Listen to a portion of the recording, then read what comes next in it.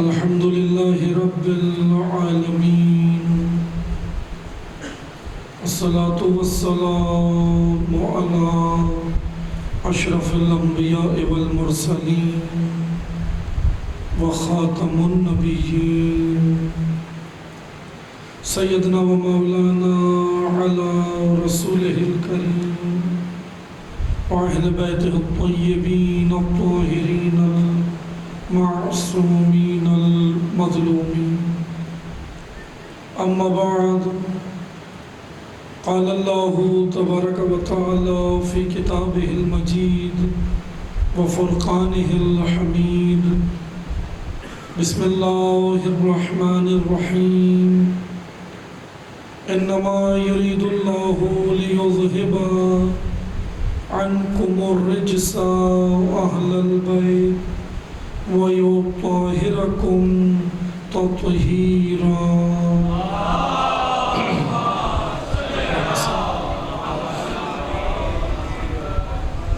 أما بعد، قال الله تبارك وتعالى في كتابه المجيد وفرقانه الحميد: بسم الله الرحمن الرحيم.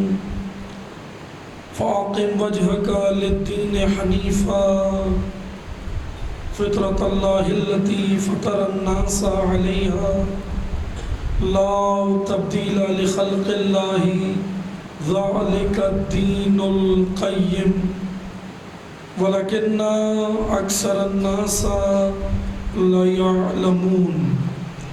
صدق اللہ العلی العظیم. درود پڑھیے محمد وآل محمد.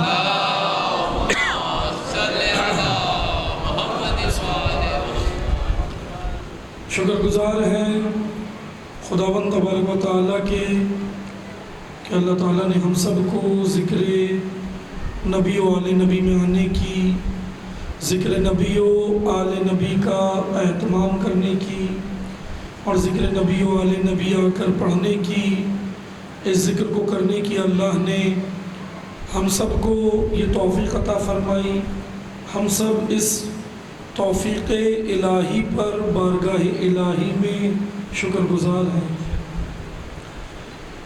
عشرہ اربعین کی آخری مجلس ہے اور موضوع گفتگو جو آپ کی خدمت میں گزشتہ چند روز میں جو ہم نے بیان کیا، اسلام دین کامل ولایت قلعہ اسلام کے عنوان سے مختصر دینی مطالب میں نے طالب علمانہ آپ کی خدمت میں پیش کیے. آج اسی گفتگو کو سمیٹتے ہوئے میں مختصر سی چند اور عرائض آپ کی خدمت میں پیش کروں گا اور مختصر وقت میں کوشش کریں گے کہ گفتگو کو موضوع کو سمیٹا جائے، کیونکہ موضوع ظاہر سی بات ہے یہ ایک طویل موضوع ہے جو ان چند دنوں کے اندر جو ہے وہ بیان نہیں ہو سکتا تھا، لیکن کوشش کی ہم نے کہ ہم اسلام کی جامعیت کے حوالے سے ایک مختصر سا پیغام آپ کی خدمت میں عرض کر سکیں. گزشتہ مجالس میں آپ کی خدمت میں عرض ہوا کہ دین اسلام ایک جامع، کامل، واضح اور روشن دین ہے، اور قرآن کریم نے دین اسلام کو دین مبین کہا ہے. مبین کی وضاحت میں آپ کی خدمت میں کر چکا ہوں. مبین یعنی جس کے اندر کوئی ٹیڑھا پن نہیں ہے، کجی نہیں ہے، انحراف نہیں ہے، گول مول باتیں نہیں ہیں. جس طرح بعض لوگ ہوتے ہیں جو گول مول باتیں کرتے ہیں، ہوتا ہے نا اکثر جیسے آپ کہتے ہیں کہ بھئی آپ کی بات فلاں کی بات ہمیں سمجھ نہیں آتی، بڑی گھما پھرا کے کرتے ہیں یا گول مول باتیں کرتے ہیں. دین اسلام اس طرح نہیں ہے عزیزان محترم. اللہ نے دین اسلام کی جو صفت بیان کی قرآن کریم میں کہا کہ یہ دین مبین ہے. مبین یعنی واضح ہے، دین کے پیغامات واضح ہیں، روشن ہیں، کیونکہ ہر نبی دین یہی لایا اسلام، اور ہر نبی نے آ کر لوگوں سے گول مول باتیں نہیں کی. بلکہ واضح اور روشن پیغام دیا اور سیدھا سا پیغام دیا اور اللہ کی جانب دعوت دی۔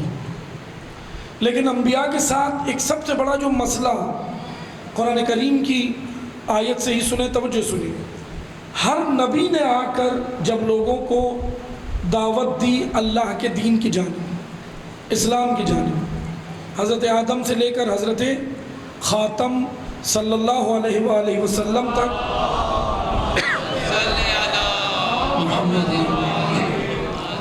ہر نبی نے آ کر ایک ہی دین پیش کیا اور وہ ہے اسلام۔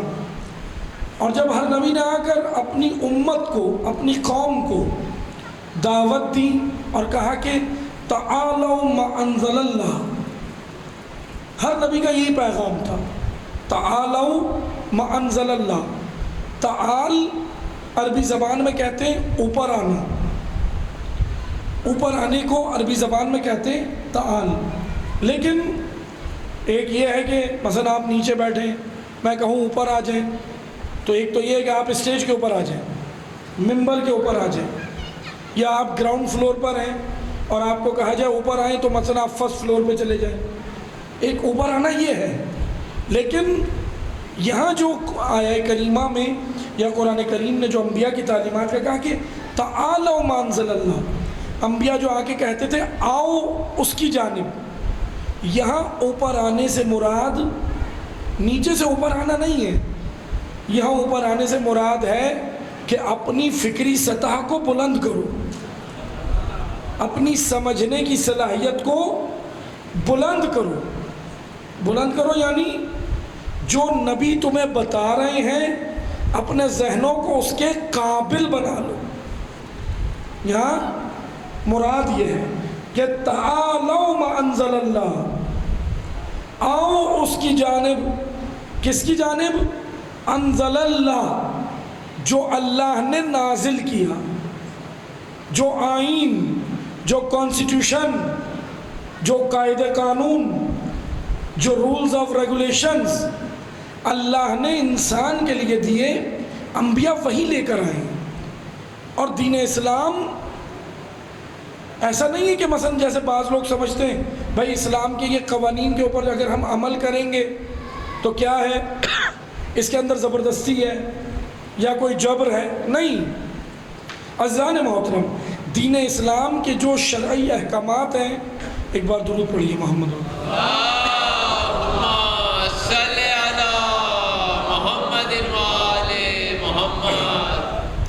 دین اسلام کی جو شرعی احکامات ہیں، مثلا نماز ہے، روزہ ہے، حج ہے، زکوٰۃ ہے، دیگر جتنے بھی شرعی احکامات ہیں، آپ توجہ سنیے گا کہ جتنے بھی شرعی احکامات ہیں، واجب ہے، حرام ہے، حلال ہے، حرام ہے، مستحب ہے، مباح ہے، مکروہ ہے، جتنے بھی آپ اصطلاحات سنتے ہیں نا اسلام کی، شرعی اصطلاحات جو سنتے ہیں، عزیزان محترم، یہ جتنی بھی چیزیں ہیں دراصل انسان کے فائدے کے لیے، انسان کے فائدے کے لیے۔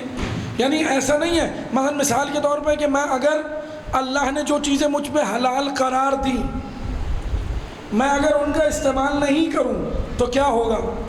اللہ کو کوئی نقصان ہوگا؟ خدا کو کوئی نقصان ہوگا؟ اور اگر میں کروں تو خدا کو کوئی نفع ہوگا، فائدہ ہوگا؟ نہیں ہوگا۔ اس کی بنیادی وجہ یہ ہے کہ وہ ذات نفع نقصان سے پاک ذات ہے۔ خدا کی ذات نہ نفع ہوتا ہے نہ نقصان ہوتا ہے اس کا، بلکہ ان شرعی احکامات پہ، جوانان توجہ سنیں، ان شرعی احکامات پہ عمل کرنے سے مجھے فائدہ ہے، میری روح کو فائدہ ہے، میری باڈی کو، میرے بدن کو فائدہ ہے۔ اور جو چیزیں اللہ نے حرام قرار دیں اس سے رکنے سے مجھے فائدہ ہے، میری روح کو فائدہ ہے، میرے بدن کو فائدہ ہے۔ اور اگر میں نہیں رکوں تو نقصان بھی مجھے ہے، اللہ کو کوئی نفع نقصان نہیں ہوتا۔ اس لیے توجہ سنیں، مثلا مثال کے طور پہ آپ دیکھتے ہیں قرآن کریم نے شراب کو حرام قرار دیا۔ شراب حرام ہے، اچھا کیوں حرام ہے؟ کیونکہ میں توجہ سنیے گا، یہ میں نے کئی جگہ عرض کیا کہ دیکھیں دین اسلام کی تفسیر اور تشریح ہر دور کے مطابق کرنے کی ضرورت ہے، کیونکہ دین اسلام ایک جدید دین ہے، ماڈرن دین ہے. یعنی ایسا نہیں ہے کہ اسلام آپ کو پیچھے لے جائے گا، آپ دین اسلام پہ عمل کریں. جیسے بعض لوگوں نے، مخالفین اسلام نے، کیمونسٹ نے اور دیگر مخالفین، جیسے آج ملحدین ہیں، ایتھسٹ، ان کا یہ کہنا ہے بھائی آپ اسلام پہ عمل کریں گے تو پیچھے چلے جائیں گے. یعنی کیا ہوگا؟ آپ پیچھے چلے جائیں گے، آپ بیکورڈ ہو جائیں گے. کہتے ہیں نا بعض لوگ، یہ تاثر آپ کے ذہنوں میں ڈالتے ہیں جوانوں کے. لیکن نہیں، اسلام پر عمل کرنے سے آپ ہرگز پیچھے نہیں ہوں گے. اس کی بنیادی وجہ یہ ہے کہ اسلام آپ کو زمانے کے تقاضوں کے حساب سے چلنا سکھاتا ہے. کیونکہ قرآن کریم وہ کتاب ہے جو ہر دور میں ہر نسل کے لیے سازگار ہے، ہر نسل کے لیے. نہج البلاغہ ہر نسل کے لیے ہدایت ہے، کلام معصوم ہر نسل کے لیے ہدایت ہے. یعنی یہ وہ کلام ہے جو پرانا نہیں ہوتا، پرانا نہیں ہوتا. بہت ساری کتابیں ایسی ہیں نا بھائی، لکھی جاتی ہیں اسی دور کے حساب سے ہوتی ہیں، ہے نا ایسی کتابیں. مثلا کچھ باتیں ہوتی ہیں لوگوں کی جو اس دور کے حساب سے ہوتی ہیں، لیکن پھر جب وہ زمانہ گزر گیا، نسلیں گزر گئیں، تو پھر ان باتوں کا آگے کی نسلوں کے لیے کوئی فائدہ نہیں ہوتا، وہ اس سے مستفید نہیں ہو سکتے. تو توجہ سنیں، اسلامی تعلیمات پرانی نہیں ہے، کسی ایک نسل کے لیے نہیں ہے، کسی ایک زمین کے لیے نہیں ہے، کسی ایک طبقے کے لیے نہیں ہے، بلکہ زمانہ پرانا ہوتا ہے، اسلام ہر روز نیا ہو جاتا ہے. اسلام پرانا نہیں ہوتا، دینی تعلیمات پرانی نہیں ہوتی. جیسا کہ جوانوں کے ذہن میں ڈالا جاتا ہے، بچوں کے ذہن میں ڈالا جاتا ہے. کیا ڈالا جاتا ہے؟ کہ بھائی یہ ڈالا جاتا ہے کہ آپ کو اسلام تعلیم سے روکتا ہے. کل میں نے تعلیمی معیارات پہ چند گفتگو کی تھی، آپ کو یاد ہوگی، اور میں نے عرض کیا تھا کہ جوانوں سے، آپ لوگوں سے عرض کیا تھا کہ دیکھیں اس وقت دور کا تقاضا ہے کہ اے آئی، آرٹیفیشل انٹیلیجنس، اس میں آگے آئیں. کیونکہ یاد رکھیں اگر آپ نے اس کو نہیں پڑھا تو آگے جتنی جابز ہیں، جتنی جابز ہوں گی وہ اے آئی کے تحت ہی ہوں گی. جیسے کہ آج ابھی آپ دیکھ رہے ہیں نا، American company open A I, اس نے کیا بنایا ہے؟ Chat G P T. Chat G P T launch ہوا ہے. کیا ہے وہ چیٹ جی پی ٹی؟ آپ دیکھیں کتنا جدید چیز ہے. آپ اس کے اوپر کچھ بھی لکھیں وہ آپ کو فوراً جواب دے گا. ساری چیزیں اس کے بعد موجود ہیں. گوگل اور اس میں فرق کیا ہے؟ گوگل پہ آپ لکھتے تھے، وہ کسی اور ذرائع سے ویب سائٹس کھولتا تھا، آپ کو اس پہ جا کے لنک پہ جا کے دیکھنا پڑتا تھا. لیکن چیٹ جی پی ٹی کیا ہے؟ وہ وہیں آپ کو جواب دے گا، وہیں آپ کو بتائے گا. اب توجہ سنیں، اب بہرحال ماہرین کے الگ الگ نظریات ہیں. بعض کا کہنا ہے کہ اس کے آنے سے نقصان بھی ہوا ہے. اچھا، نقصان یہ ہوا کہ ایجوکیشن کم ہو جائے گی. کم اس لیے ہوگی کہ انسانی ذہن کام نہیں کرے گا، ساری چیزیں اسی پہ سرچ ہوں گی اور پھر اپنے ذہن سے کچھ بھی نہیں سوچ سکتے. ہاں ٹھیک ہے، اس کے یہ نقصانات ہوں گے، لیکن بعض نے کہا کہ بھائی اس کے آنے سے نوکریاں جائیں گی، اور یقیناً جائیں گی. لیکن جو چیٹ جی پی ٹی بنانے والے انہوں نے کہا جتنی جائیں گی اس کے ڈبل ملیں گی بھی. اچھا کیسے ملیں گی؟ توجہ سنیے گا، یہ جابز ملیں گی کیسے جوانان؟ خصوصاً توجہ سے سنیں. میں آپ کو مثال دیتا ہوں. جیسے کمپیوٹر جب نیا نیا آیا تھا، اب جن اداروں، پہلے کس پہ کام ہوتا تھا؟ مینول ہوتا تھا نا، ہاتھ سے رجسٹر کے اندر انٹریاں ہوتی تھی، کمپیوٹر نہیں تھا، یہ کام ہوتا. لیکن جب کمپیوٹر آیا تو کیا ہوا؟ پھر کہا گیا، ہر کمپنی نے تقاضا کیا اپنے امپلائیز سے تقاضا کیا کہ بھائی آپ سیکھیں. اچھا جنہوں نے سیکھا وہ چلے آگے بڑھے. اچھا جنہوں نے توجہ نہیں دی وہ کہاں ہیں؟ ان کی نوکریاں چلی گئی. جنہوں نے اس کو مذاق سمجھا کہ نہیں بھائی ٹھیک ہے بس ہم تو ایسے ہی چلیں گے، واقعی بہت ساری نوکریاں چلی گئی تھی کمپیوٹر کے آنے سے، لیکن بعد میں بینیفٹس بھی ہوئے، فائدے بھی ہوئے. اب توجہ سے سنیں، بالکل اسی طرح ابھی اگلا دور ہے 2050 60 2070، جتنا آپ آگے جائیں گے اب کمپیوٹر نہیں، اس سے اوپر اے آئی، آرٹیفیشل انٹیلیجنس، سب کچھ اس کے تحت چلے گا. ایجوکیشن، ممالک، حتیٰ کہ جنگیں، وارز، ممالک کے درمیان جو جنگیں لڑی جائیں گی وہ بھی اے آئی کے تحت ہوں گی، اور اے آئی کے تحت ہو رہی ہیں۔ آرمینیا نے جو ابھی جنگ لڑی ہے وہ ساری اے آئی کے تحت لڑی تھی۔ آرمینیا نے جو آذربائیجان کے بارڈر کے اوپر ہوئی تھی ان دو ممالک کی، ابھی تقریباً 4 سال پہلے کی بات ہے۔ لیکن توجہ سنیں، میں آپ کو یہ ساری باتیں اس لیے بتا رہا ہوں، اب ان ساری باتوں کے اندر ان کے لیے جواب ہے ملحدین کے لیے، ایتھسٹ کے لیے، جو آپ کو گمراہ کر رہے ہیں، جو یہ کہہ رہے ہیں بھائی اسلام کے ساتھ آپ نہیں چل سکتے، اسلام آپ کو پیچھے لے جائے گا۔ تو نہیں، اسلام آپ کو تعلیم سے نہیں روکتا، اسلام فحاشی سے روکتا۔ توجہ سے سنیں، اور یہ دو الگ الگ چیزیں ہیں، فحاشی اور چیز ہے، تعلیم اور چیز ہے۔ اگر میری ماں بہنوں تک کی آواز جا رہی ہے تو توجہ سے سنیں۔ جیسا کہ کہا جاتا ہے کہ بھائی لڑکیاں علم حاصل کریں، خواتین علم حاصل کریں، کالج جائیں، یونیورسٹی جائیں، بالکل جائیں، دین اسلام منع نہیں کرتا، لیکن ذہن میں تصور یہ ڈالا جاتا ہے یونیورسٹی جانے کے لیے، کالج جانے کے لیے آپ کو دوپٹہ اتارنا پڑے گا۔ یہ شرط ایجوکیشن کے لیے نہیں ہے، ایک مائنڈ سیٹ ہے جو تعلیمی اداروں میں بیٹھ گیا ہے، اور وہ ہے ایتھسٹ، شیطان پرست لوگ، ملحدین۔ وہ چاہتے کیا ہیں؟ وہ چاہتے ہیں کہ آپ کے اندر سے روحانیت نکالیں، مذہب نکالیں، اسپرچویلٹی نکالیں۔ آپ مجھے بتائیں دوپٹے سے تعلیم کا کیا لنک ہے؟ حجاب، کیا حجاب کے اندر ایجوکیشن حاصل نہیں کی جاتی؟ پڑھا نہیں جا سکتا؟ تو حجاب اتار کے، مکنا اتار کے، اسکارف اتار کے، اریاں ہو کے فحش لباس پہنو گے؟ فحش لباس کو ترقی نہیں کہتے۔ ہم لوگ معذرت کے ساتھ ہم کیا کہتے ہیں؟ اگر کوئی عورت مکمل حجاب میں ہو، شرعی حجاب میں ہو، ہم کہتے ہیں بڑی بیکورڈ ہے، بڑی بیکورڈ ہے، اس کا تو مائنڈ بھی ایسے ہی ہوگا۔ نہیں۔ اور اگر کوئی فحش لباس میں ہو، ایسا لباس پہنے جس سے بدن کی نمائش ہو رہی ہو، اندام دکھ رہے ہو، تو ہم کیا کہتے ہیں؟ یہ ہے، یہ سٹینڈرڈ ہے، یہ لیول ہے۔ آیا کر دیکھیں، اپنے مولا کی بات سنیں، نہج البلاغہ، امام کہتے ہیں دنیا بھی بڑی عجیب ہے، سچے کو بے وقوف کو عقل مند اور بے حیا کو خوبصورت کہتی ہے۔ امام کہہ رہے ہیں لوگ بھی بڑے عجیب ہیں، ہم بے حیا کو خوبصورت کہتے ہیں، لیکن بے حیا خوبصورت نہیں ہوتی۔ ہم سمجھتے ہیں کہ وہ بڑی خوبصورت لگ رہی ہے۔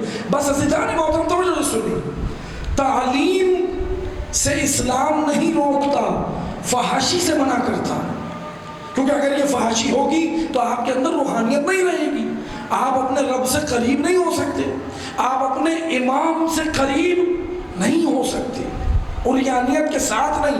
ہاں ویسے آپ تعلیم حاصل کریں، ان سارے علوم کو پڑھیں، آگے آئیں۔ دین اسلام آپ کو جاہل دیکھنا نہیں چاہتا۔ آئیں آ کر روز اربعین ہے، سنیں زیارت اربعین کے جملے، آپ سب نے پڑھی ہوگی بھی زیارت اربعین، پڑھی ہے نا الحمدللہ آج دن میں، آج دوپہر میں زیارت اربعین پڑھی ہے، ترجمہ بھی پڑھا کریں۔ سنیں زیارت اربعین میں کہا جا رہا ہے ہمارا سلام ہے اس پر، کس پر؟ جس نے اپنا محجہ دیا۔ محجہ، میں ایک ایک لفظ کی وضاحت کروں گا تو مجھے سنیے گا۔ زیارت اربعین، جس نے اپنا محجہ دیا، کس نے؟ حسین ابن علی نے، مولا نے، آقا نے۔ کیا دیا؟ محجہ۔ توجہ سے سنیں، محجہ عربی زبان میں کہتے ہیں خون جگر دینے کو۔ ہمارا اس پر سلام جس نے اپنا خون جگر دیا۔ کس لیے دیا؟ کس کے لیے دیا؟ میرے اور آپ کے لیے۔ ہم امام حسین کی قربانی کا مقصد سمجھیں، خدا نہ سمجھیں۔ ہم کیوں دیا؟ اے مولا آپ نے اپنا خون جگر اس راہ میں کیوں دیا؟ وجہ کیا ہے؟ زیارت اربعین کے جملے، اس لیے دیا تاکہ تمہیں دو چیزوں سے نکال سکیں، ضلالت اور جہالت۔ یہ جملے زیارت اربعین کے۔ امام حسین نے اپنا سب کچھ دے دیا کس کے لیے؟ امت کے لیے، ہمارے لیے، تاکہ ہمیں امام جہالت کے اندھیروں سے نکالے اور ضلالت. توجہ سے سنیے گا، دو جملے ہیں. جہالت تو سب کو سمجھ آ رہی ہے جہالت کیا ہے، لیکن یہاں ذرا جہالت کی وضاحت کی ضرورت ہے. قرآن کریم دور جاہلیت کس کو کہتا ہے؟ ہمارے ذہن محدود ہے، ہم سمجھتے ہیں قبل از نبی جو زمانہ تھا وہ دور جاہلیت تھا، بعد از نبی جو ہے اب جاہلیت نہیں ہے. نہیں، قرآن کا معیار ذرا پڑھ کر ہے. قرآن جو قومیں، جو نسلیں، جو لوگ اللہ کی تعلیمات قرآن کے مطابق زندگی بسر کریں معیارات قرآن پر، قرآن انہیں ہدایت شمار کرتا ہے. اور جو قرآن سے ہٹ کر کسی اور نظاموں میں زندگی بسر کریں، قرآن ان سب کو جاہلیت شمار کرتا ہے.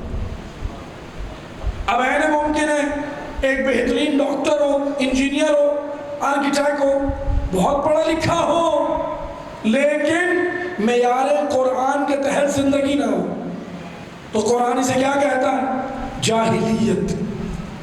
کیونکہ جاہلیت خالی علم کے مقابلے میں جہل نہیں ہے، اللہ کے قانون کے مقابلے میں جو ہے وہ جہل ہے.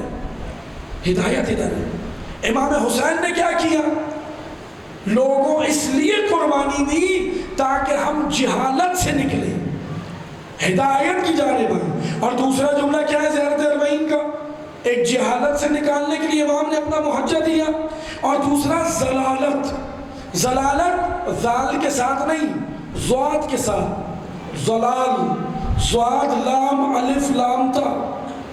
ضلالت ایک ہوتی ہے ذال کے ساتھ ضلالت، وہ کہتے ہیں ذلیل، پست، لیکن یہ ہے ضاد کے ساتھ ضلالت. اور اس ضلالت کو عربی زبان میں کہتے ہیں گمراہی، کنفیوژن. چلے میں وضاحت کرتا ہوں. مبین کے مقابلے میں ضلال ہے، ضلال مبین، ہدایت مبین، دونوں لفظ قرآن میں آئے ہیں. ضلالت سے امام حسین نے نکالا. ضلالت سے کیا ہے ضلالت؟ میں آپ کو مثال دیتا ہوں، جوانان توجہ سنیں. مثال کے طور پہ آپ کراچی شہر میں نئے ہیں، آپ یہاں سے باہر نکلے، ایک چوک کے اوپر پہنچے، چوک، چورنگی، چوراہا، چوراہے پہ پہنچے اور چوراہے پہ کھڑے ہو گئے. اب وہاں سے 4 راستے جا رہے ہیں، مشرق مغرب شمال جنوب، 4 راستے جا رہے ہیں. آپ چوک پہ کھڑے ہیں، لیکن آپ کو نہیں پتا مجھے کس راہ پہ جانا ہے. 4 راستوں میں آپ کو نہیں پتا مجھے کس راہ پہ جانا ہے. اس چوک پہ کھڑے ہو کر آپ کے ذہن کی جو کنڈیشن اور کیفیت ہوگی، اس کنڈیشن کو قرآن کی زبان سے ضلالت کہتے ہیں. یہ ذلت والی ضلالت نہیں ہے، یہ ذات والی ضلالت ہے. یعنی ایسی کنڈیشن جس میں انسان کنفیوز ہو جائے، یعنی اس کو سمجھ ہی نہیں آ رہا یہ بھی راستہ صحیح ہے، یہ بھی راستہ صحیح ہے، یہ بھی صحیح ہے. اس کنفیوژن کو ہدایت نہیں کہتے، اس کے مقابلے میں ہدایت ہے. اس کنفیوز انسان کو کہتے ہیں یہ ضلال میں پڑا ہوا. سید الشہداء نے، امام حسین نے، جو ایک نشان تشنہ دہانی تھا وہ حسین، جو ایک نشان تشنہ دہانی تھا وہ حسین، گیتی پہ عرش کی جو نشانی تھا وہ حسین، جو خلد کا امیر جوانی تھا وہ حسین، جو ایک سنے جدید کا بانی تھا وہ حسین، جس کا لہو تلا تمہیں پنہا لیے ہوئے، جس کا لہو تلا تمہیں پنہا لیے ہوئے، ہر بوند میں انوح کا طوفان لیے ہوئے. نعرہ حیدری، حیدری، بآواز بلند نعرہ صلوات. بس عزیزان محترم، یقیناً آپ تھکے ہوئے ہیں، جلوس کے بھی تھکے ہوئے، سب جلوس سے آئے. میں زیادہ وقت نہیں لوں گا، بس گفتگو سمیٹ رہا ہوں تاکہ ذکر مسائل تک آئے. توجہ سے سنیں. ضلالت کنفیوژن کو کہتے ہیں، کنفیوز دماغ، کنفیوز جس کو پتہ ہی نہیں ہے ہدایت کا راستہ کون سا. اس کنڈیشن اور کیفیت کو ضلالت کہتے ہیں. کربلا جس وقت ہوئی ہے نا 60 ہجری میں، مسلمانوں کی حالت یہی تھی، کنفیوز ہو گئے، ضلالت کی طرف چلے گئے، ضلالت کی طرف چلے گئے۔ حق نظر آ رہا تھا، باطل بھی نظر آ رہا تھا، لیکن تیار نہیں تھے کسی کا ساتھ دینے۔ سب سے بڑا طبقہ یہی تھا جو بالکل خاموش تھا کربلا کے وقت، جو بالکل خاموش تھا۔ اب کربلا کے وقت نہیں تھا، آج بھی ہے، ہر دور میں ہے۔ اور سب سے بڑا مجرم طبقہ یہی ہے جو نہ حق کا ساتھ دیتا ہے نہ باطل کا۔ یہ طبقہ ہے نا؟ نہیں ہے، ہر زمانے میں اور ہر امام کے دور میں رہا۔ میں نے مجلس میں کہا تھا گزشتہ مجالس میں کہ اماموں کے، آئمہ کے قتل کی وجہ یہ طبقہ ہے، کیونکہ انہوں نے اپنا فریضہ ادا نہیں کیا، کنفیوز رہے۔ اچھا، جو کنفیوز نہیں تھے، ایک طبقہ وہ تھا بھائی وہ کنفیوز تھا، اس کو تو سمجھ ہی نہیں آ رہا، وہ سمجھ رہا تھا کہ سب کچھ ہدایت ہے، اور ایک سمجھ رہا تھا کہ جس کو کچھ سمجھ نہیں آ رہا تھا۔ اچھا، ایک اور طبقہ تھا، وہ طبقہ یہ ہے، ہر دور میں ہوتا ہے، وہ جانتا ہے، پہچان حق کی رکھتا ہے، مگر عمل نہیں کرتا۔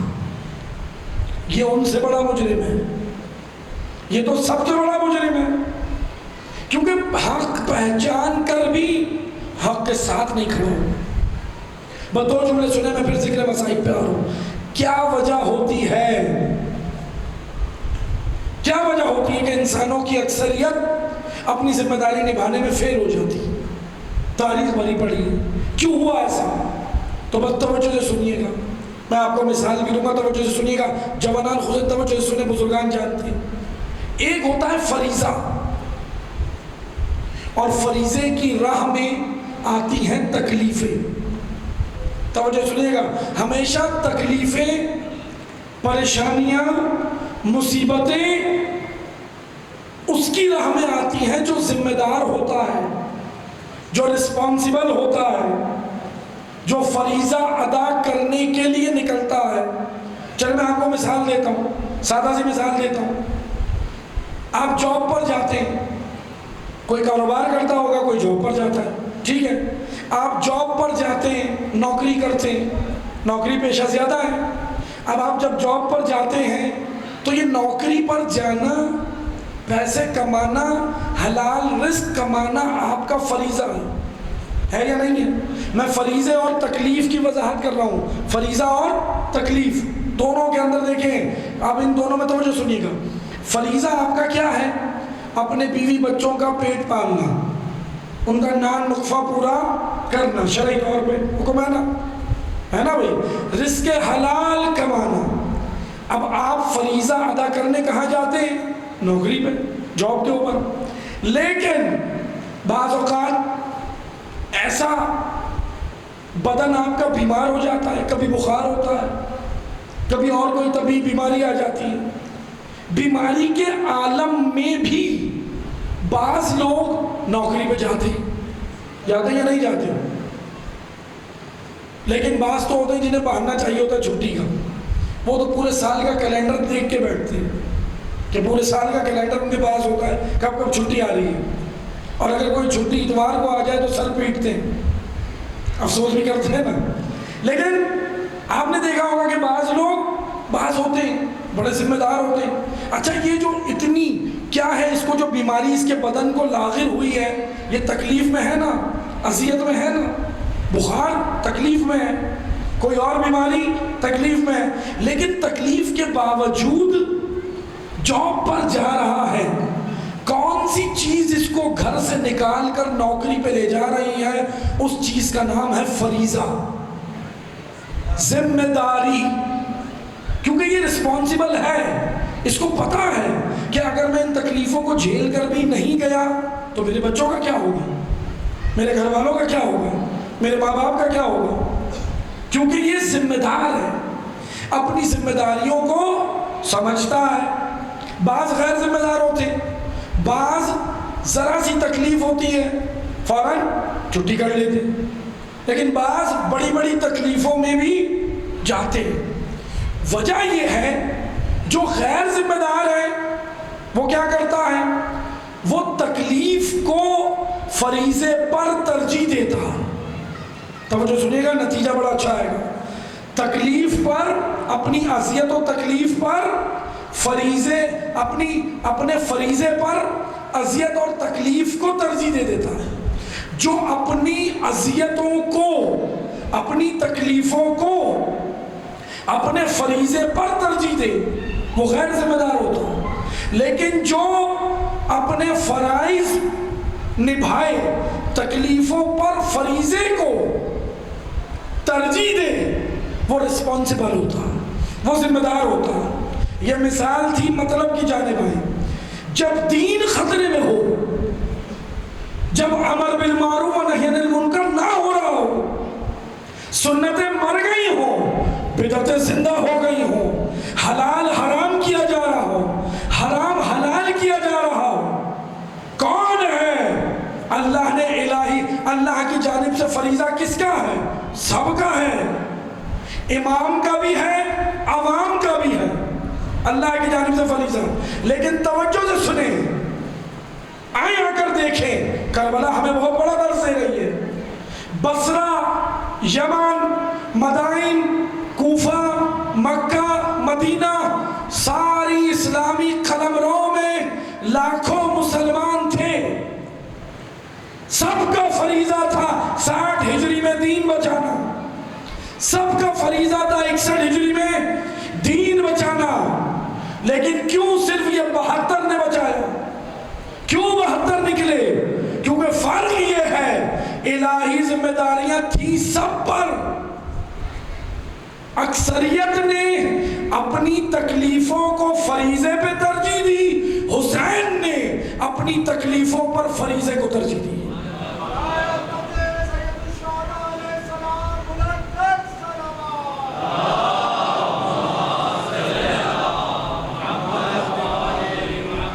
اور امام حسین نے فرما بھی دیا. توجہ سنیں, امام نے کیا کہا؟ دیکھیں, اذیتوں کا راستہ, مشکل کا راستہ, امام حسین کا راستہ آسان نہیں ہے, مشکل ہے, لیکن راحتیں ہیں, سکون ہے. نفس مطمئن ہوتا ہی راہ حسین پر, ورنہ نفس آپ کا مضطرب رہے گا. ارب پتی بن جائے, کھرب پتی بن جائے, راہ حسین سے ہٹ کر بنے, نفس آپ کا مضطرب رہے گا. دنیا کی آسائش لے لے, نفس مطمئن نہیں ہوتا. کیونکہ امام حسین نے دعائے عرفہ میں بتا دیا نفس مطمئن ہوتا کیسے ہے. امام نے کہا, پروردگارا, جس نے تجھے پا لیا اس نے کھویا کیا, اور جس نے تجھے کھو دیا اس نے پایا کیا. ایک جملہ اور سنتے جائیں, ایک جملہ اور سنتے جائیں. آج ایک بینروں پہ بڑا بڑا جملہ لکھا ہوتا ہے, آپ سنتے ہیں نا. میں آہستہ آہستہ اس لیے پڑھ رہا ہوں, میرا ساتھ دیں, آواز ساتھ نہیں دے رہی, لیکن اسی طرح سنیں. توجہ سنیے گا, کیونکہ کل ہی سارا آپ نے سن لیا, زور میں نے کل لگا دیا, اب اور طاقت نہیں رہی. توجہ سنیں, ایک جملہ لکھا ہوتا ہے بینرز کے اوپر, بس میں یہ عرض کر کے ذکر مسائل کی جانب آ رہا ہوں, غور سے سنیے گا. لکھا ہوتا ہے حسین سب کا. توجہ سنیے گا, حسین سب کا. لیکن ذرا اس کی وضاحت کی ضرورت ہے. میں ایک طالب علمانہ تشریح کر رہا ہوں اس جملے کی. حسین سب کا بے شک ہے, لیکن حسین سب کا بنا کیسے؟ وہ فارمولا ہر ایک انسان کو سیکھنا چاہیے. کیونکہ اگر آپ حسینی ہیں, الحمدللہ ہیں, تو حسینیوں کو پتہ ہونا چاہیے وہ فارمولا کیا ہے جس سے ہم سب کے بن سکتے ہیں. اچھا, جن معیارات پہ ہم سب کے بننا چاہ رہے ہیں, ہم سب کے تو بن جائیں گے, رب کے نہیں بنیں گے. توجہ سنیے گا, امام حسین کے پاس جو فارمولا ہے وہ ذرا الگ ہے. جانتے ہیں وہ کیا فارمولا ہے؟ وہ یہ ہے, ایک دو راستے ہیں, سب کا بننے کے دو راستے ہیں. ایک راستہ یہ ہے کہ آپ عوام کی خوشنودی کے لیے کام کریں, عوام کی خوشنودی کے لیے. نماز پڑھیں اس لیے کہ لوگ مجھے نمازی سمجھیں, عوام کی خوشنودی. روزہ اس لیے رکھیں کہ جب میں گزروں تو لوگوں کی آوازیں سنوں, لوگ کہیں بڑا روزے دار انسان ہے. یہ عوامی خوشنودی کے لیے کام ہے. سبیل اس لیے لگاؤں کہ لوگ کہیں نقوی صاحب کی سبیل ہے, زیدی صاحب کی سبیل ہے, فلاں صاحب کی سبیل ہے, عوامی خوشنودی. اگر میں مجلس کروں تو میرا نام ہونا چاہیے عوامی خوشنودی کے لیے کہ فلاں کی مجلس ہے. وہ مجلس بڑی ہٹ ہے. معذرت کے ساتھ ایک ہے آج کل یہ جملے مجلس ہٹ اور فلاپ کیا ہے؟ معاذ اللہ الیاؤز باللہ. یہ کوئی بالی ووڈ ہے؟ ہٹ اور فلاپ کیا ہوتا ہے؟ کن معیارات پہ مجلس ہٹ ہوتی ہے اور فلاپ ہوتی ہے؟ معاذ اللہ مجلس کوئی ہٹ فلاپ نہیں ہوتی. مجلس میں سیدہ بس ایک چیز دیکھتی ہے. سیدہ مجمع نہیں دیکھتی, سیدہ خطیب نہیں دیکھتی, سیدہ مال نہیں دیکھتی, سیدہ آپ کا خلوص دیکھتی ہے کہ آپ نے کس خلوص سے فرض بچھایا. اس لیے خدا را ان چیزوں کو مجلسوں میں مت لائیں, عزاداری سے باہر نکالیں گے الٹی سیدھی باتیں. ہٹ مجلس, بڑی مجلس, چھوٹی مجلس, باہر نکالیں یہ باتیں عزاداری سے. بے وقوفانہ باتیں ہیں یہ عزاداری کی توہین ہے. کوئی بڑی چھوٹی مجلس نہیں ہوتی. اگر آپ نے فرش عزا خلوص سے بچھایا سب سے بڑی مجلس یہی ہے. مجمع سے نہیں ہوتی, خطیب کے نام سے نہیں ہوتی, نوح خان کے نام سے نہیں ہوتی مجلس, عوام کی شرکت سے نہیں ہوتی. سیدہ جس مجلس میں آئے وہی سب سے بڑی مجلس ہے. برائے عظمت جناب فاطمہ سلام اللہ علیہا بآواز بلند صلوات.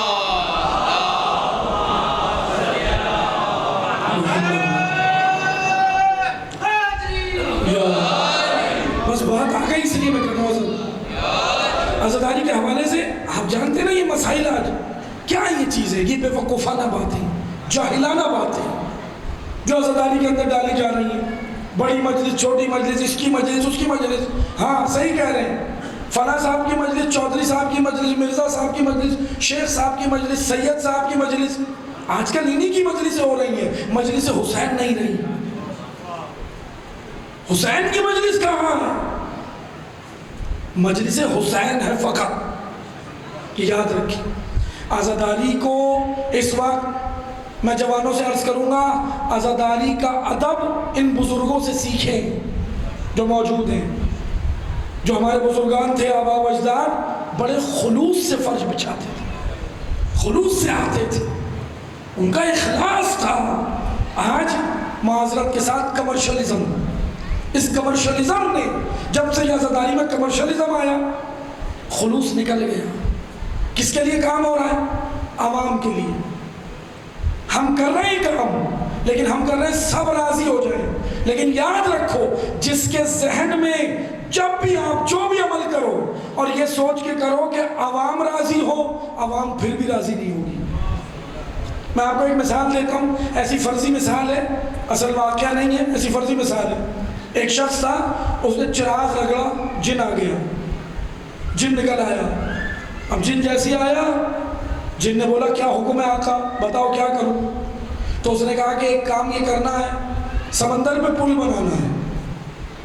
اب جن پریشان ہو گیا, کہنے لگا سمندر پہ پل, ہاتھ جوڑے کہنے لگا آقا دریا پہ بنا دوں, نہر پہ بنا دوں, کسی اور چیز پہ بنا دوں. کہنے لگا نہیں, پل تو سمندر پہ بنانا. اب کیا کرے, آقا کا حکم ہے. اب جن پریشان بیچارہ کہ پل سمندر پہ بناؤں کیسے. بہرحال آقا کے اندر تھوڑی نرمی آ گئی. کہنے لگا چلو اچھا میں دوسرا کام دیتا ہوں, وہ کر دو. جن نے کہا ہاں بتائیں, وہ تو پہلے ہی منتظر تھا. کہنے لگا کہ ہاں دوسرا کام بتاؤ. کہنے لگا کہ آپ ایک کام کرو, عوام کو مجھ سے راضی کر دو. جن نے ہاتھ جوڑے, کہنے لگا یہ بتاؤ پل کب سے بنانا. یہ حقیقت ہے, ایسی تمثیلی بات ہے لیکن ایک حقیقت ہے. عوام راضی نہیں ہوگی. 100 دے گے آپ یہاں اتاریں عوامی خوشنودی کے لیے. ہاں وہ الگ بات ہے, میں خدا نخواستہ یہ نہیں کہہ رہا کہ نیاز نہ کرے, نظر نہ کرے. اللہ نے توفیق دی ہے, جس کے پاس ہے جتنا کرے, حرج نہیں ہے. لیکن نیت یہ ہو کہ حسین کے لیے کر رہا ہوں. نیت اپنی خالص رکھیں, خلوص کے ساتھ کریں. لیکن ہاں اگر آپ عوامی خوشنودی کے لیے کریں, کھا کے جائیں گے, پھر بھی آپ کو کہیں گے نمک کم تھا, مرچیں زیادہ ہو گئی تھی, اگلی بار کسی اور پکوان سے بنوانا. آپ راضی نہیں کر سکتے. ساری عوام تو انبیاء سے راضی نہیں ہوئی, ساری عوام تو ائمہ سے راضی نہیں ہوئی, ساری عوام تو اللہ سے راضی نہیں ہوئی. ہم کیوں پیچھے پڑ گئے عوام راضی کرنے کے لیے؟ عوام کی رضا کے لیے نماز پڑھنا، عوام کی رضا کے لیے عبادتیں کرنا، عوام کی رضا کے لیے مجلس پڑھنا، پھر بھی راضی نہیں ہوگی، پھر بھی راضی نہیں ہوگی۔ 2-4 سال آپ کا عشرہ سنے گی، اس کے بعد کہے گی اب چینج ہونا چاہیے ٹیسٹ۔ ابھی میں پڑھ دوں آپ کے معیار کے مطابق، کتنا سنیں گے؟ 2-3 سال، پھر کہیں گے اب چینج ہونا چاہیے ٹیسٹ، مزہ نہیں آ رہا۔ ایسے ہی ہے نا، کیونکہ آپ راضی نہیں ہوں گے۔ عوام کو راضی کرنے کا ایک طریقہ ہے، حسین سے سیکھ لو۔ یہ جو آپ سن رہے ہو حسین سب کا، کیسے بن گیا حسین سب کا؟ آج ہندو بھی حسین کے روضے پہ، آج عیسائی بھی حسین کے روضے پہ، آج ہر مسلک کا انسان روضہ حسین پہ۔ کیسے بن گیا حسین سب کا؟ آئیں وہ فارمولا سنیں۔ 2 راستے ہیں سب کا بننے کے۔ ایک راستہ یہ ہے کہ آپ عوام کو راضی کرنے جائیں، عین ممکن ہے آپ سے راضی ہو جائے، آپ عوام کے بن جائیں، عوام آپ کی بن جائے۔ لیکن ایک راستہ یہ ہے جو بالکل آسان ہے، اس سے زیادہ آسان ہے، وہ یہ ہے کہ آپ عوام کو چھوڑ کر اپنے رب کو راضی کریں۔ رب راضی ہو گیا، رب عوام کو آپ کے قدموں میں ڈال دے گا۔ کیوں مشکل کام کرتے ہو؟ آسان کام کیوں نہیں کرتے؟ حسین ابن علی جس وقت قیام کر رہے تھے، عوام راضی نہیں تھی۔ مکہ میں آ کے ایک نے کہا مولا نہیں جائیں، آپ کو کیا پڑی ہے؟ جملے ہیں عبداللہ ابن عباس کے، کہتے مولا نہیں جائیں، یمن چلے جائیں، چپ ہو جائیں، خاموش ہو جائیں، یزید ایک دن مر جائے گا پھر آ جائیے گا۔ آپ نہ یزید کو چھیڑیں، یزید نہ آپ کو چھیڑے۔ یہ نظریہ، یہ سوچ آج بھی ہے۔ ایک نے کہا کہ مولا میں نہیں آ سکتا، آپ بھی نہ جائیں، آپ کو کیا ضرورت ہے؟ بہت سارے جملات تاریخ میں ہیں۔ حسین ابن علی نے عوام کی پرواہ نہیں کی۔ اس وقت جس وقت امام نے قیام کیا، عوام راضی نہیں تھی۔ نہ مکہ والے راضی تھے، نہ مدینہ والے، نہ کوفہ والے، نہ مدائن بصرہ یمن، کوئی راضی نہیں تھا۔ سب یہ کہہ رہے تھے کہ حسین کو خاموش ہو جانا چاہیے، جب سب چپے تو حسین بھی چپ ہو جائے۔ کوئی راضی نہیں تھا، لیکن حسین کی نگاہ میں اللہ کی رضا تھی۔ اللہ کی رضا کے لیے نکلے، آؤ دیکھو، زمانہ دیکھ لے، حسین جیت گئے زہرا کا بیٹا۔ آؤ آ کر دیکھو، جو عوام کو راضی کرنے گئے تھے، آج وہ قبروں میں ہیں، ان کا نام نہیں ہے۔ جس نے اللہ کو راضی کیا، اللہ نے ذکر اتنا بلند کر دیا کہ عوام کو حسین کے قدموں میں ڈال دیا۔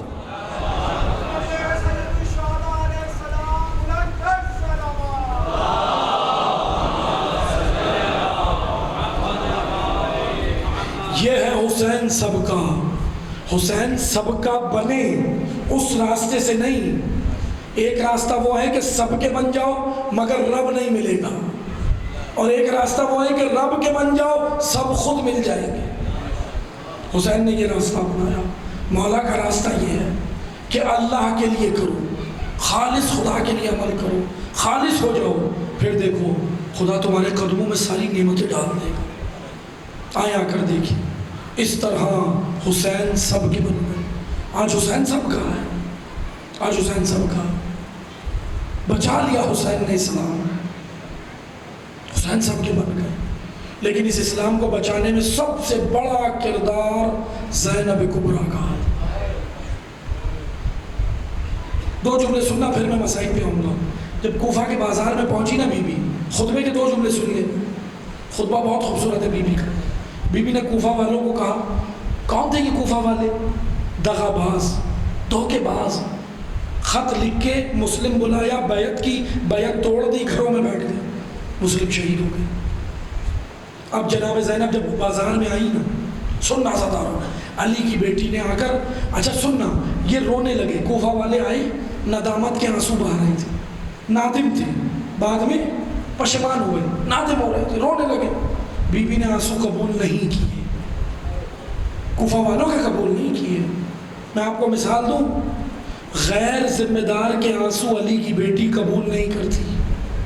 جو اپنے فریضے پر تکلیفوں کو ترجیح دے، علی کی بیٹی آنسو قبول نہیں کرتی، اور جو تکلیفوں پر فریضے کو ترجیح دے اس کے آنسو بھی قبول ہوتے۔ کوفہ والے رو رہے تھے، جناب زینب نے ان پہ ترس نہیں کھایا۔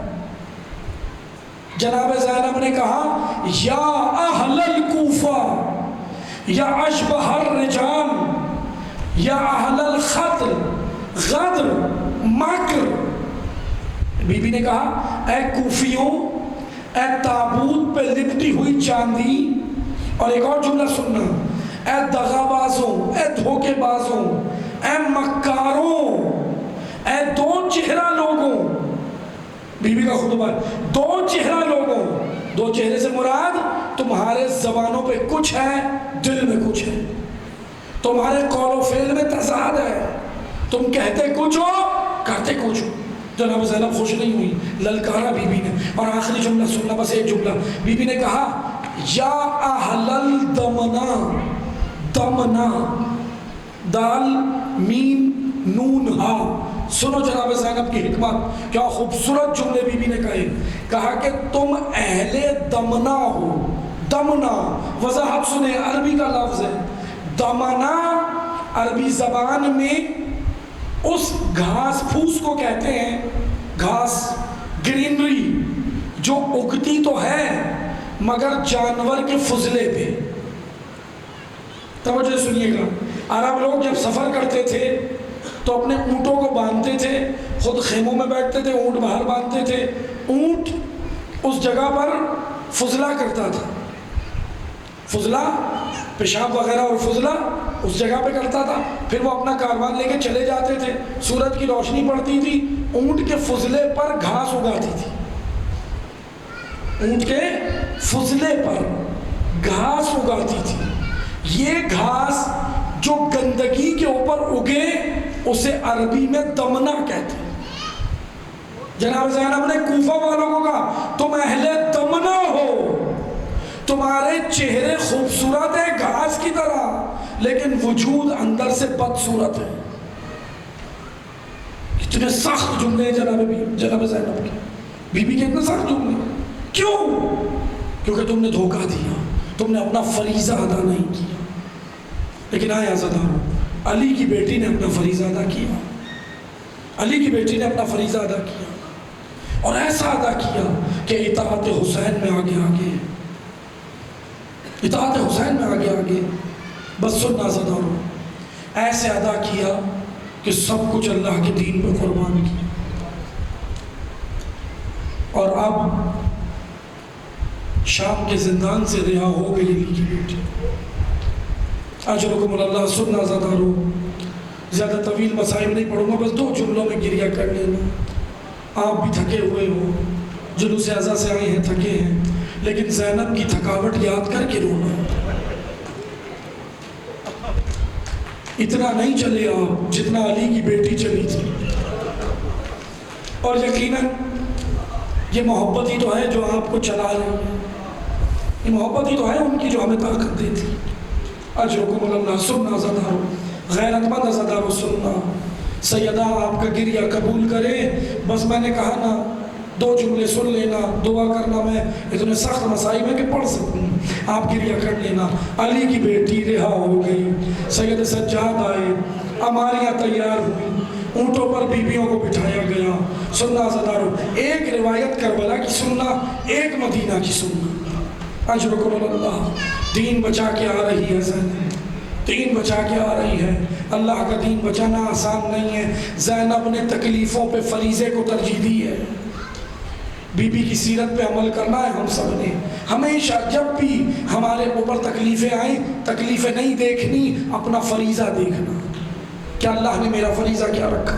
بس عزادارو سننا، اماریوں پہ بیویاں بٹھائی گئیں، کاروان چلا، سید سجاد آگے آگے ہیں۔ ایک مقام آیا، سننا عزادارو، ایک مقام آیا، سید سجاد نے کاروان روکا، رکے، اپنی پھوپھی اماں کی اماری کی طرف گئے، جناب زینب کی اماری کی طرف گئے، اور سنو کہ کیا کہتے ہیں، جا کر کہتے ہیں پھوپھی اماں یہاں سے 2 راستے جاتے ہیں، ایک مدینہ جاتا ہے، ایک کربلا جاتا ہے۔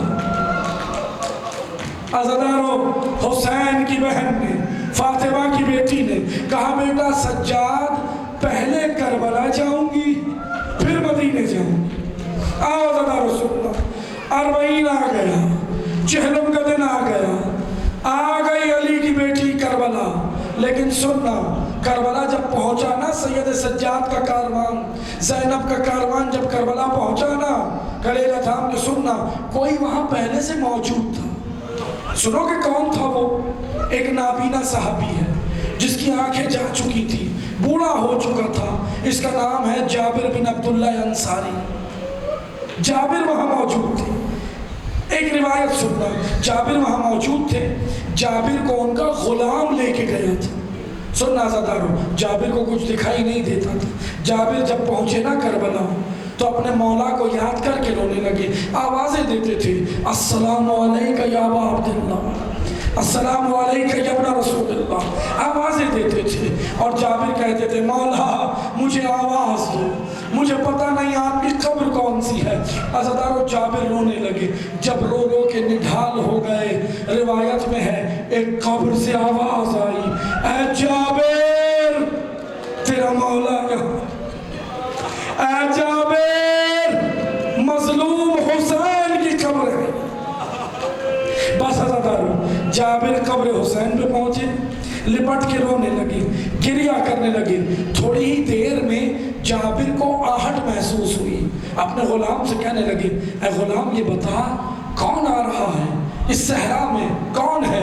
गुलाम ने देखा, गुलाम कहने लगा, जाबिर सुनिए, मुझे दूर से एक कारवान नजर आ रहा है। कहा कौन, कैसा कारवान है? कहा ऊंट है, अमारियां हैं, खवातीन हैं। और कहा कि और क्या देख रहा है? सुनना ज़ादारो, कलेजा थाम के सुनना, बड़ा सख्त जुमला है। कहा जाबिर अमारियां हैं, बीबियां हैं, खवातीन हैं। कहा और क्या देख रहा है? कहा कि मुझे एक जवान भी आगे नजर आ रहा है जो आगे आगे चल रहा है। कहा कैसा जवान है, अलामत क्या है? कहा जवान है मगर कमर झुक गई है।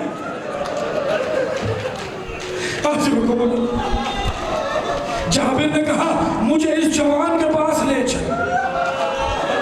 अजरुकुम अल्लाह, सैयदा आपका गिरिया कबूल करे, ऐसे गिरिया करो जैसे हक बनता है, जैसे बूढ़ी माँ जवान बेटे पे रोती।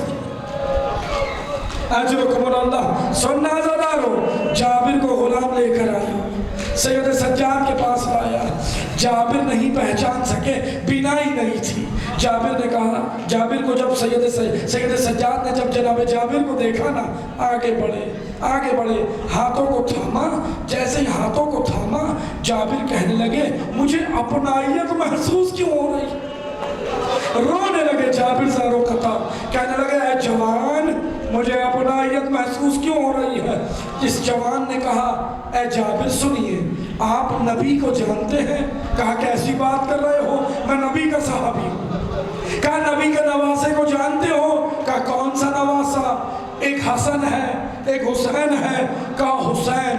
कहा कि हाँ मेरे मौला की कब्र है, मैं ये करीब मेरे मौला की कब्र है, नबी का नवासा है। कहा जाबिर हुसैन का बेटा भी था? कहा कि हाँ सज्जाद नाम है, वो मेरा मौला है। कहने लगे, ऐ जवान जरा अदब से नाम ले। अजरुकुम अल्लाह। सुनना ज़ादारो, कहने लगे, ऐ जवान अदब से नाम ले, मेरा मौला है। कहा चचा जाबिर मैं सज्जाद। अल्लाह जाबिर रोने लगे, कहने लगे, बेटा सज्जाद, ऐ मौला सज्जाद, ये बताइए ये क्या हुआ, कमर क्यों झुक गई? अल्लाह सज्जाद ने बस एक जुमला कहा, सुनोगे? कलेजा थाम के सुनना। सज्जाद ने नहीं कहा करबला, सज्जाद ने नहीं कहा हुसैन, सज्जाद ने नहीं कहा अकबर, सज्जाद ने नहीं कहा असगर, सज्जाद ने कहा जाबिर अश्शाम, अश्शाम। अजरुकुम अल्लाह। सुनना ज़ादारो, सुनना। अब तक तो जाबिर रो रहे थे, लेकिन सुनोगे सैयद सज्जाद की गुर्बत, सुनोगे सज्जाद अभी तक रोए नहीं थे।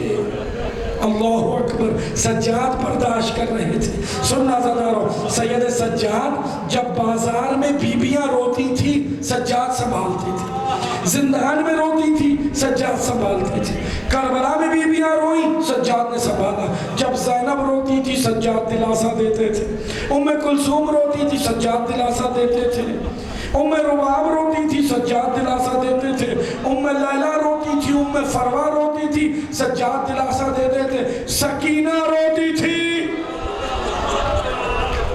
سجاد دلاسا دیتے تھے. لیکن سجاد نہیں روئے, سجاد نے ضبط کیا, برداشت کیا.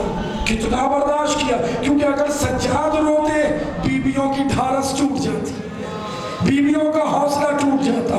لیکن سننا, اب سید سجاد کا گریہ سنو گے. اب سید سجاد نے کہا چچا جابر میں معذرت چاہتا ہوں لیکن اجازت دیں کہ میں جاؤں, لیکن میں بابا سے اکیلے میں بات کرنا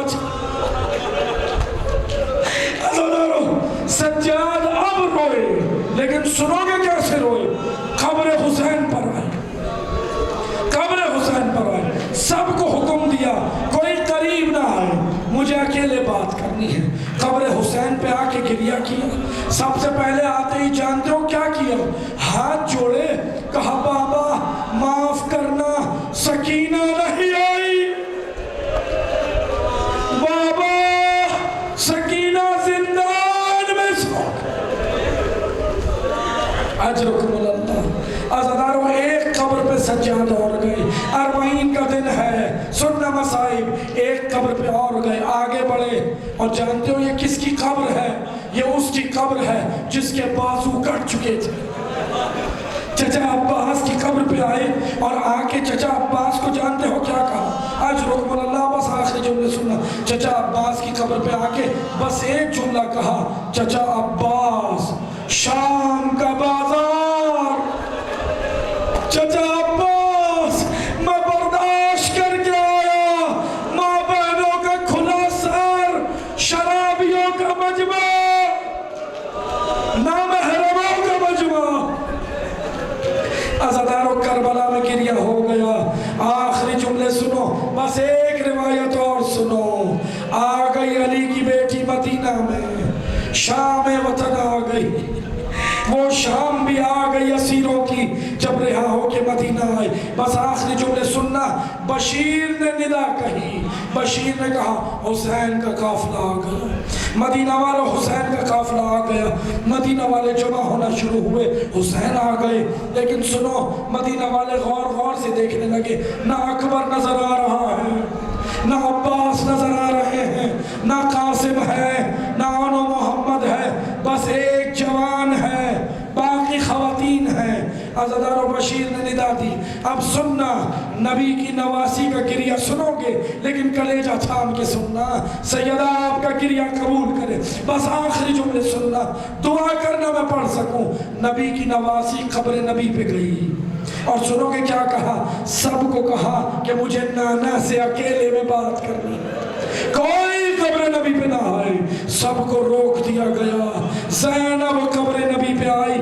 عزادارو سننا, زینب قبر نبی پہ بیٹھ گئی اور کہتی ہے نانا قاسم کا پرسہ لیجئے.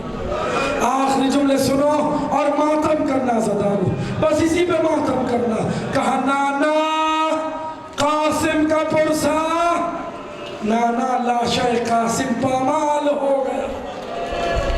نانا علی اکبر کے کلیجے کا پرسہ, نانا علی اصغر کے کلے کا پرسہ.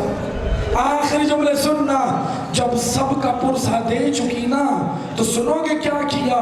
نبی کی نواسی نے خوب بھرا کرتا نکالا, قبر نبی پہ رکھ دیا. سننا عزادارو, کلیجہ تھام کے. راوی کہتا ہے مدینہ کے در و دیوار 2 مرتبہ ہل گئے. ایک جب نبی کی بیٹی نے قبر نبی پہ گریہ کیا, اور اب جب علی کی بیٹی نے قبر نبی پہ جا کے کہا نانا نواسے کا کرتا, نانا تیرا ضربوں سے اس جگہ پہ خنجر چلا جہاں بوسہ لیتے تھے. نانا